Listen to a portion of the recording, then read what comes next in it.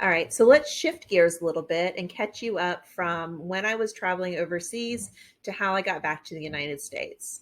So, my family and I got back to the United States from Italy and traveling abroad in late 2019, so specifically October of 2019.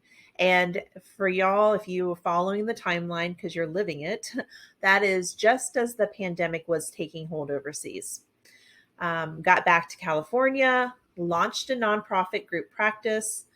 The nonprofit group practice services foster youth and their families and now has expanded to the local community. Simultaneously, I kept focusing on the continued growth and maintenance of my private practice. And on March 17th, 2020, as the pandemic took hold in the United States, we came to a realization within the nonprofit that we would be entering into a quarantine. Due to my experience with offering telehealth services, I was able to convert the group practice to fully online within 24 hours. Due to a team who learns fast and can keep up, we did not lose a single client, but instead we grew exponentially. The counseling center has gone from one solo clinician and myself to a team of 9 professionals, plus an administrative assistant who, so thankful for, serves as my right hand and frees up my time in order for me to do creative pursuits like I'm doing right now. All right, so that brings us forward to present day. As you know, my husband's on the way to Japan right now. About 6 or 7 weeks ago, we received the news that he had advanced within the U.S. Navy to Command Master Chief. Things change quick. So in the morning, he found out he advanced. On his drive home from San Diego, he found out he was going to Japan. Up until that point, leading up to that day, we were planning on relocating back to the Midwest in order to be closer to home because we're both from Ohio. Right now, with the shift of gears, I'm choosing not to go with him because my daughter is in her senior year of high school, and I'm really focusing on the growth of my private practice or maintenance of my private practice and the dedication to mentoring my supervisees within the nonprofit practice. I will for sure be traveling. Right now, it seems like Japan's borders are closed, but that could change. But I'll be for sure traveling to visit in Japan with the potential possibility, I haven't decided yet, this is all new, of relocating to Japan next summer after my daughter graduates from high school. So right now he's on 2-year orders, 3 if we join him. All right. So let's get back to some tidbits, tools, and tips. Earlier we discussed using a Google Sheet to create a sort of cheat sheet, right? That you can carry with you on the go. You can literally pull up an app for Google Docs, have it right there, scroll through, figure out a time for you and your client to recap. You can also use Calendly, if I can pronounce it. One thing I didn't mention is be aware of daylight savings time in the United States, because when we fall back or spring forward, we need to be able to adjust our Google Doc with the various time zones laid out. So we want to be aware of the daylight savings time. So there's a tip for you. You want to, I talked earlier about the vector map, can't pronounce it still. You want to make it easily accessible. You can actually pull up, there's various vector maps available. You can just Google it and it slices all the time zones. So that's another way. Something I didn't mention when I had my phone up, screen sharing, is it actually showed exactly like plus 1,600 hours. And I cannot do math because I was saying 14 hours earlier, the difference between Italy, or was it Italy? No, the difference between Japan and here. It's actually 16 hours. Just can't do math. Sorry about that, y'all. But it actually shows it in the world clock on your iPhone. I keep trying to reach for my iPhone to show you, but my iPhone is actually way across the room charging. So I wanted to mention that. You want to make sure that you write down all your appointments as soon as you make them, because it's hard to keep it all straight. If you use an EHR, electronic health record, something, whatever your preferred EHR is. I know there's a big debate between which one's the best. So whichever one you're using, instantly put it in there, plug it into your calendar, because don't trust your mind to actually remember what time you scheduled your various clients for that day. For me, myself, like if I don't do it, even like me sitting right here in California and seeing clients in California, if I don't do it right after I schedule the appointment on a good day, I'm not going to remember the next day usually. So that just, best prevents you forgetting a client. But let alone me actually being overseas trying to schedule a client, that's a whole other ball game. So my recommendation is always to schedule them as soon as you actually confirm and schedule it with the client. Also, so the time difference, this is kind of like a bonus tip.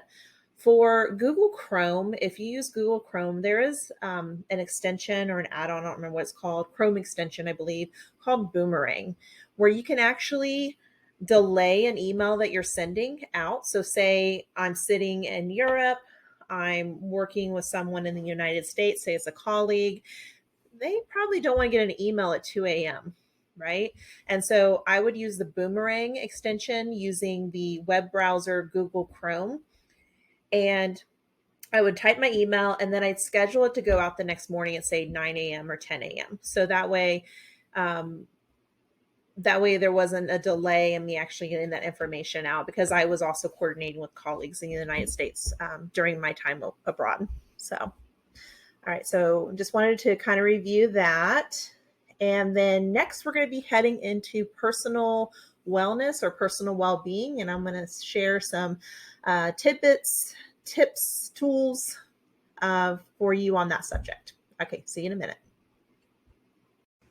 Okay, so now we find ourselves in personal well-being while traveling. Biggest thing I can say is plan for rest upon your arrival. Jet lag is beyond real. I remember arriving in Italy and I was wiped out. My body was like, what are you doing to me?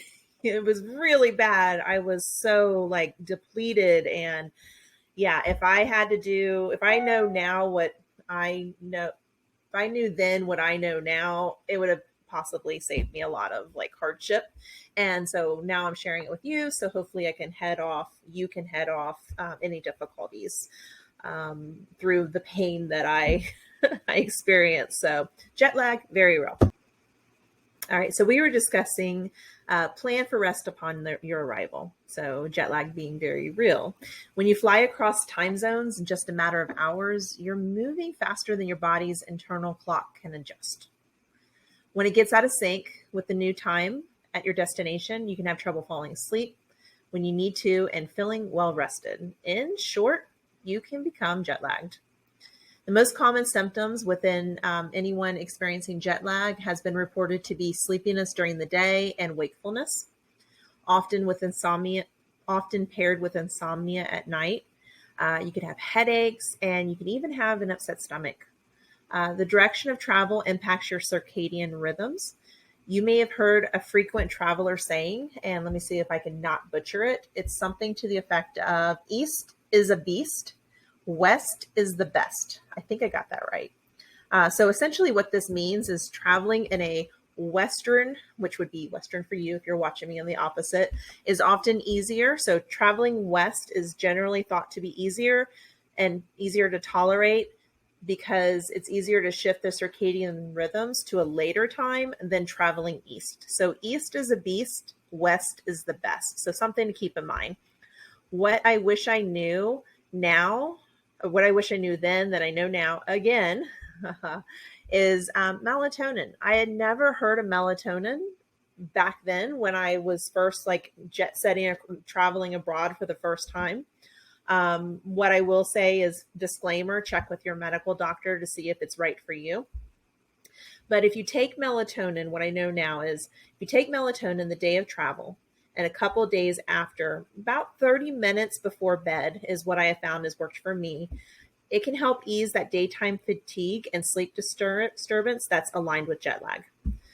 This may allow you to get the most out of your travels by reestablishing that sleep-wake cycle.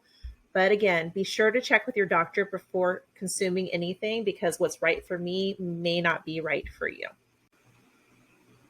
All right, so let me see where I am with the next tip. Okay, so we have adapting the body to the new time zone. So another thing that I have found helpful is before you leave to travel to your new destination, if you can determine like the time difference, you can begin to like shifting your sleep wake cycle, and by planning ahead, you're able to either go to sleep sooner or go to sleep later, but in like increments, like in shorter increments. That way you're able to gradually sync your sleep wake cycle and adjust with greater ease upon the arrival of your new destination. And then of course that goes with coming back to your original location. So you can consider going to bed or getting up earlier, vice versa, but it could depend on the direction you'll be traveling too. So this way your body can adjust quickly and adapt to the new time zone. All right, so let's move into the next tip, which is the importance of sunshine. It's essential for our body's clock, similar to daylight savings time.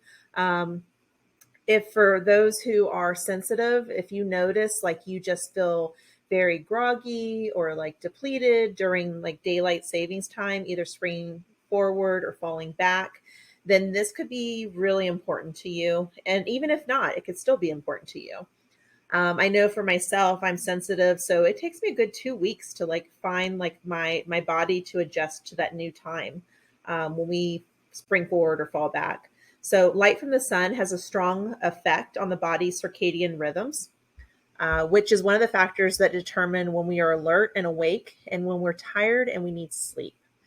When you travel to another time zone, there can be a dramatic shift in the exposure to light, whether you're traveling east or west, either light or lack of light. And with this, there's a misalignment within your body's sense of day and night. Back to Italy.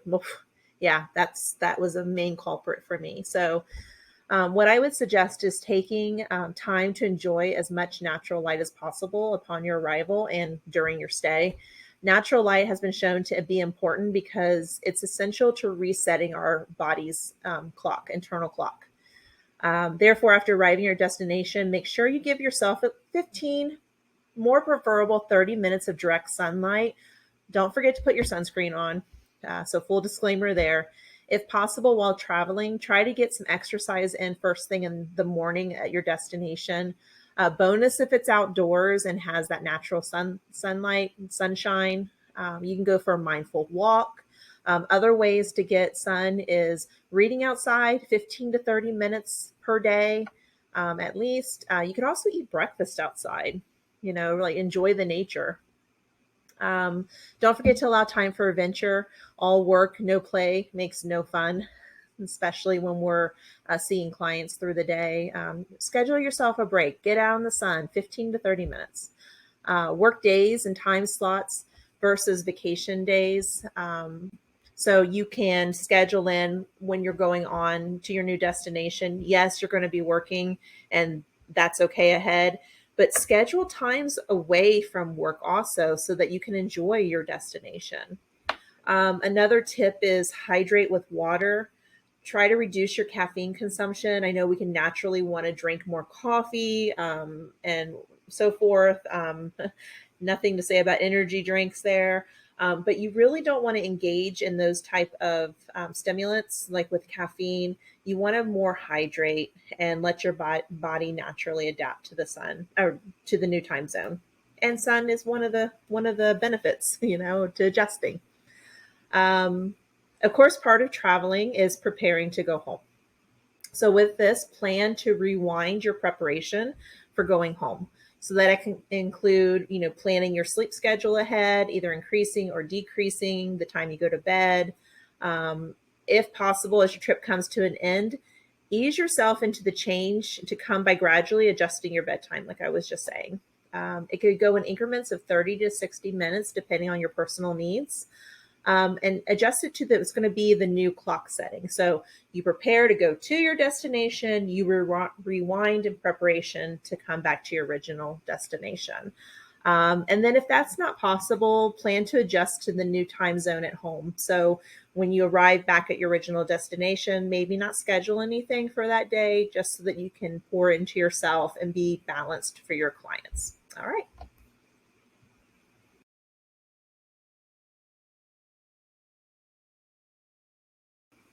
All right. So we find ourselves at the end.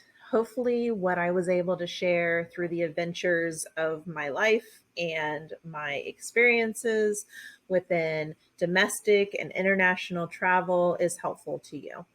Hopefully, through my journeys, you're able to learn something that can help you to enjoy your own travels more thoroughly.